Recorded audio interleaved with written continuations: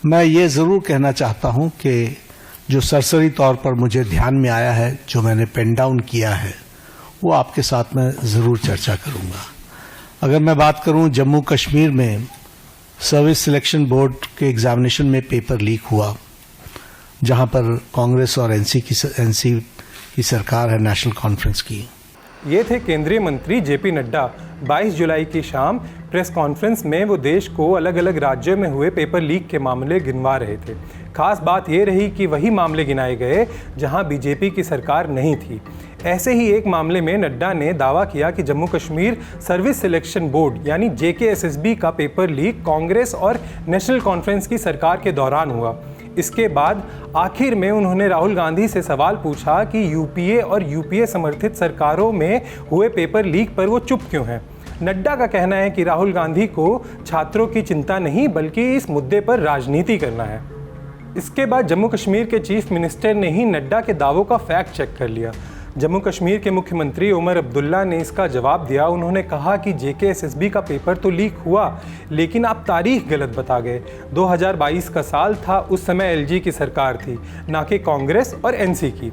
उमर अब्दुल्ला ने तंज कसते हुए ये भी कहा कि इस धांधली की ओर लोगों का ध्यान खींचने के लिए धन्यवाद। उमर अब्दुल्ला ने जम्मू कश्मीर और लद्दाख हाई कोर्ट के आदेश का एक पेज भी अपने पोस्ट के साथ शेयर किया।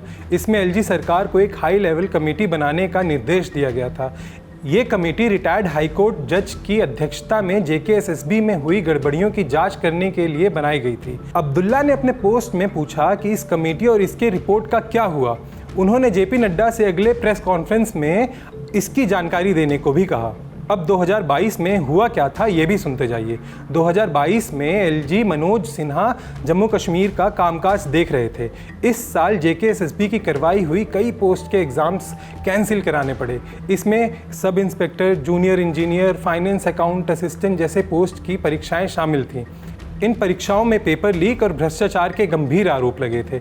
उस समय सरकार ने कंप्यूटर बेस्ड पेपर कराने के लिए मुंबई की कंपनी एपटेक लिमिटेड को ठेका दिया था। इस फैसले की खूब आलोचना हुई थी। वजह थी कि इस कंपनी को पहले भी कई राज्यों की सरकारों ने गड़बड़ी के चलते ब्लैकलिस्ट किया था। बाद में जम्मू कश्मीर और लद्दाख हाई कोर्ट ने इस मामले में सख्त टिप्पणी दी।